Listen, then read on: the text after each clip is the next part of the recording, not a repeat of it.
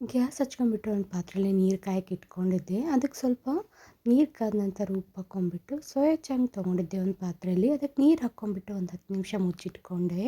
ಇನ್ನೊಂದು ಪಾತ್ರೆನ ಗ್ಯಾಸ್ ಹಚ್ಕೊಂಬಿಟ್ಟು ಇಟ್ಕೊಂಡು ಎಣ್ಣೆ ಹಾಕ್ಕೊಂಡು ಒಗ್ಗರಣೆ ಹಾಕ್ಕೊಂಬಿಟ್ಟು ಅದಕ್ಕೆ ಟೊಮೆಟೊ ಹಾಗೂ ಈರುಳ್ಳಿನ ಹಾಕ್ಕೊಂಡೆ. ರುಚಿಗೆ ತಕ್ಕಷ್ಟು ಉಪ್ಪು ಹಾಕ್ಕೊಂಬಿಟ್ಟು ಒಣ ಖಾರ ಸ್ವಲ್ಪ ನೀರು ಹಾಕ್ಕೊಂಬಿಟ್ಟು ಕೈ ಆಡಿಸ್ಕೊಂಡೆ.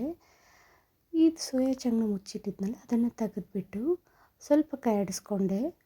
ಮೇಲೆ ಕೆಳಗೆ ಮಾಡಿಕೊಂಡೆ ಅದನ್ನು ಕೈ ಆಡಿಸ್ಕೊಂಬಿಟ್ಟು ಮತ್ತೆ ಒಂದು 2 ನಿಮಿಷ ಮುಚ್ಚಿಟ್ಕೊಂಬಿಟ್ಟು ತಣ್ಣೀರು ಹಾಕ್ಬಿಟ್ಟು ಇದನ್ನು ಗಟ್ಟಿಯಾಗಿ ಹಿಂಡಿ ನೀರು ತೆಗೆದೆ. ನೀರು ತಗೊಂಡೆ ಎಲ್ಲನೂ ಚೆನ್ನಾಗಿ ತೆಗೆದ್ಬಿಟ್ಟು ಇದಕ್ಕೆ ಒಗ್ಗರಣೆಗೆ ಸ್ವಲ್ಪ ಸಾಸ್ ಹಾಕ್ಕೊಂಬಿಟ್ಟು ಈ ಸೋಯಾ ಚಂಕ್ ಹಾಕ್ಕೊಂಡು ಕೈ ಆಡಿಸ್ಕೊಂಡೆ.